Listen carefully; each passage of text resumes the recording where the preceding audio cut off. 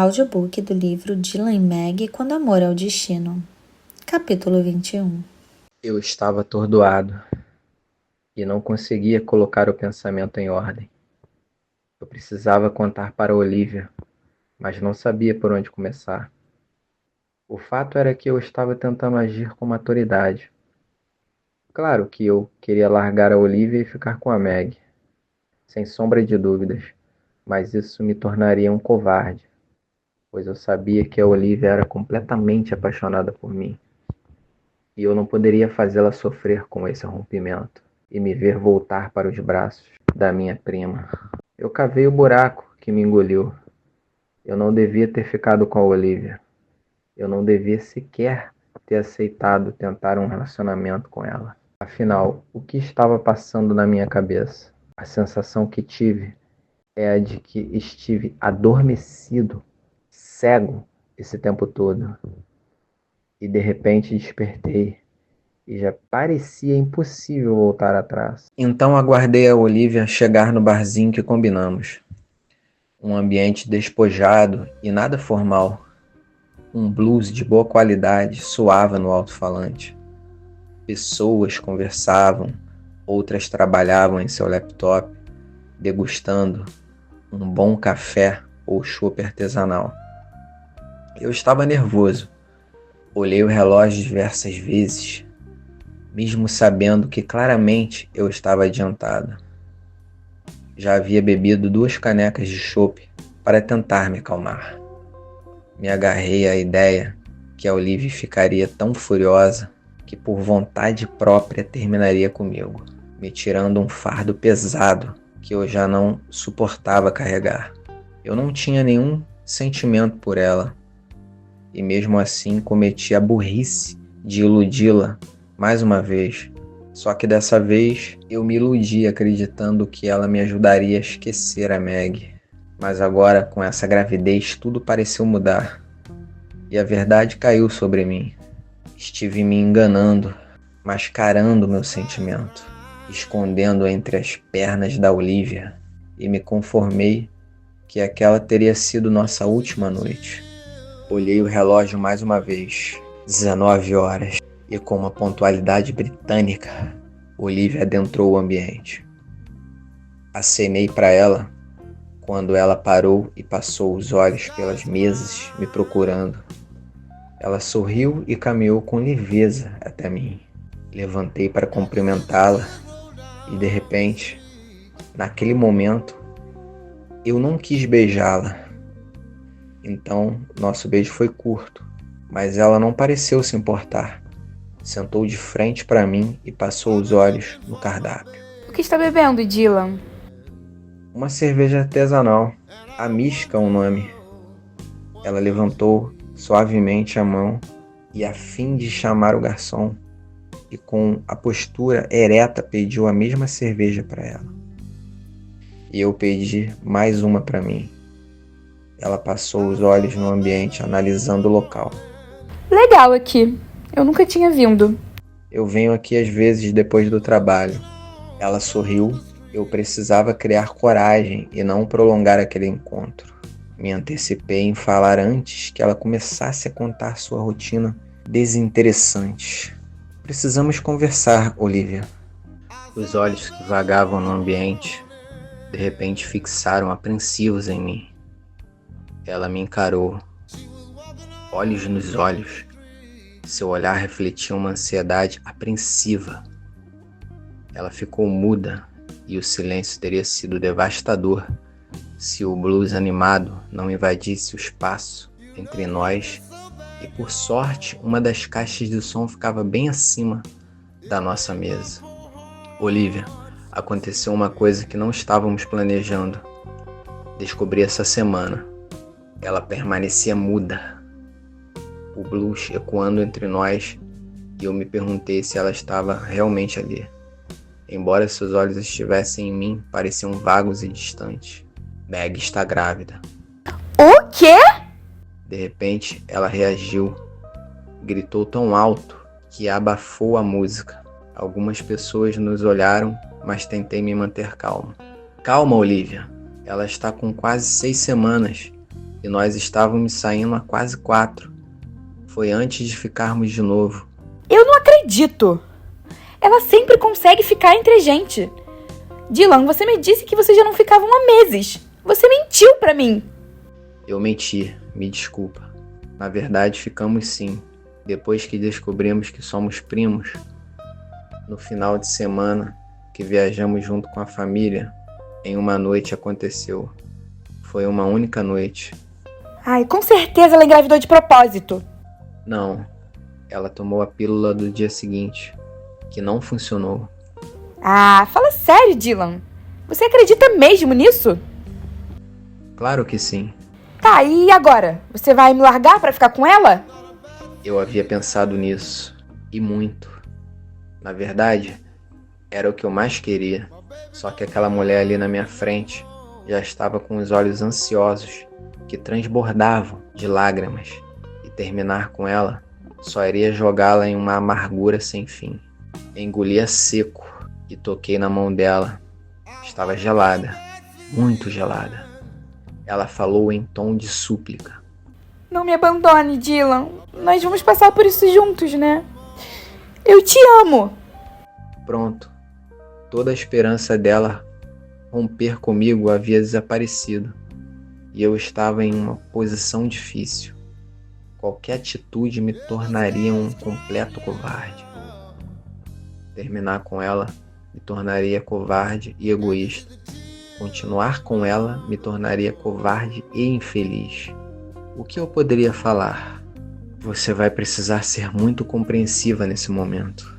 Está preparada para enfrentar isso comigo? Por você, eu faço tudo. Faço tudo, Dylan. Não quis passar a noite com ela. Queria me esconder na minha covardia. Fiquei o resto da noite trancado no quarto. E quando o sol veio me acordar, me vi procurando a Meg. Não quis acreditar que ela não estava ali. Enterrei meu rosto no travesseiro, tentando afastar minha ânsia por ela. Minha ânsia de senti-la nos meus braços e respirar fundo seu cheiro tão particular, de sentir sua boca na minha. A sensação que eu tinha é que aonde eu fosse, ela estaria em mim, em todos os lugares, impregnada, como parte de mim. Revirei-me na cama, o desejo queimando o peito. Meu corpo tinha vontade própria. Levantei sentindo que o destino parecia meu inimigo e que havia me dado uma rasteira e estava difícil de levantar. No banho sozinho, abafei meu choro com o som do chuveiro. Seria meu maior segredo chorar como um fraco. A água quente caía no meu rosto, misturando-se com as lágrimas. Naquele momento, eu era alguém frágil e fraco, e a dor dizia: prazer, Dylan. Sou parte de você, e não tenho previsão para partir. Sentia-me infinitamente só. Uma solidão tão densa que parecia ter peso, que preenchia todos os cantos da casa e do meu peito. Havia sentido isso antes, a solidão do colégio, mas agora era diferente. Meu mundo, antes sólido, agora parecia enevoado. E na quietude daquela noite me peguei refletindo sobre o quanto minha vida havia se transformado em apenas um ano. Libertar-me do colégio havia sido apenas o primeiro passo de uma estrada acidentada. Fui empurrada para a solidão de uma vida onde tudo era novo. Apaixonei-me por ele, o amor da vida da minha prima. Pelo menos eu pensava que era minha prima. Um amor tão arrebatador que desequilibrou tudo. Virei meu mundo de cabeça para baixo, rompi laços, feri quem nunca mereceu. Meg, a destruidora, a traidora, a órfã das próprias escolhas. E então veio a descoberta. Eu era adotada. E não bastasse isso, o destino, com sua ironia impiedosa, me revelou que meu verdadeiro pai era o tio dele. Em meio ao caos, o que restou foi um amor persistente, bruto e indomado, que se recusava a morrer. Minha história havia ultrapassado os limites plausíveis, era como viver dentro de uma novela mexicana mal escrita. E como se não bastasse, engravidei dele, do meu primo. Naquela noite, minha única companhia era o silêncio e o pequeno ser que crescia dentro de mim. A solidão me abraçava com mãos frias e então, num gesto de desespero contido, liguei para o Gabriel. Desde que soubera da gravidez, eu não havia dito uma palavra a ele. E, estranhamente, ele também não me procurava. O telefone chamou 2 vezes e sua voz suave atravessou a linha. Oi, Meg. Tudo bem? Oi. Desculpa por ter sumido. Foram dias turbulentos. Você pode vir até aqui? Precisamos conversar. Claro. Você quer que eu vá até a sua casa? Se não for nenhum incômodo. Estarei aí em 1 hora. Quando a campainha tocou, fui tomada por uma timidez pueril. Abri a porta lentamente e o deixei entrar. Sentamos no sofá e por um momento o silêncio foi cúmplice. Reuni coragem, respirei fundo e deixei que a verdade me atravessasse. Eu te chamei aqui porque, mesmo que a gente não esteja junto, você merece saber. Gabriel, estou grávida.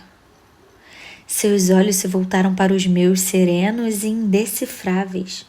Mas havia ali uma gentileza, uma espécie de acolhimento silencioso. No entanto, havia um detalhe obscuro entre nós. Ele não sabia sobre o Dylan, nunca contei, jamais compartilhei meu passado com ele, meu amor antigo, meu abismo. Ele respirou fundo e com a voz baixa perguntou. Quem é o pai, Meg? O nome dele é Dylan. É complicado. Nós nos conhecemos há 1 ano. Vivemos algo intenso, quase real. Fomos felizes até que eu descobri que ele é meu primo. Como assim? Você tá grávida do seu primo? Ele regalou os olhos sem conseguir esconder o espanto. Assenti, então abri as comportas. Contei-lhe tudo, desde o começo, cada vírgula, cada lágrima, cada erro, cada noite em claro. Quando terminei, eu chorava. Choro de verdade, sem vergonha, sem barreiras. Eu queria que ele ficasse. Eu precisava de seu apoio, de um gesto, de uma âncora naquele mar revolto. Ele me olhou com um misto de perplexidade e cuidado. Nossa, Meg. Nem sei o que te dizer. Não era o que eu esperava, mas naquele instante compreendi. A pergunta do Gabriel cortou o ar como uma lâmina fina. Você vai ter? É claro que sim. Que tipo de pergunta é essa? E vocês vão ficar juntos? A pergunta me atingiu como um soco no peito. Respirei fundo antes de responder, tentando manter a voz firme. Não. Ele está com outra pessoa agora. E minha tia, a mãe dele, né? Também não aceita a nossa união. Gabriel se silenciou por alguns segundos antes de lançar a pergunta mais difícil de todas que eu pudesse responder. Você ainda o ama? Fui encurralada. Não havia como fugir da resposta que pulsava em mim, viva, indomável. O amor por Dylan era uma presença constante, tão parte de mim quanto o bebê, que agora crescia em silêncio dentro do meu ventre. Mas ainda assim, eu tentei mascarar o que eu sentia. Procurei um tom mais frio que fosse capaz de enganar até mesmo o meu coração. Isso já não importa mais. Ele desviou o olhar como se minha resposta o tivesse ferido mais do que qualquer confissão sincera. Quando falou novamente, sua voz veio embargada. Isso é demais pra mim, Meg. Desculpa. Não te chamei esperando nada, eu só achei que você deveria saber. Imagina como seria se daqui a um tempo você simplesmente me visse grávida. Não ia entender nada, né? Pois é. Seria bem estranho. Não havia mais nada a ser dito. O silêncio entre nós disse o resto. Estava claro que qualquer coisa que poderia ter existido, qualquer início possível, havia terminado ali. Ele se levantou, murmurou um cuide-se e foi embora. A porta se fechou devagar, mas o som que ela fez pareceu o de um trovão dentro de mim. Mais uma vez eu fiquei sozinha. A solidão me envolveu como um manto pesado e inevitável. Naquele instante eu percebi que não havia mais para onde fugir. Ou eu seria forte, ou não seria nada. Então busquei dentro de mim, como quem cava um poço no deserto, a força, a coragem, a determinação que eu precisava para continuar. Não por mim, mas por aquela pequena vida que batia dentro de mim, em segredo e que dependia da minha luz, mesmo quando tudo ao redor era escuridão.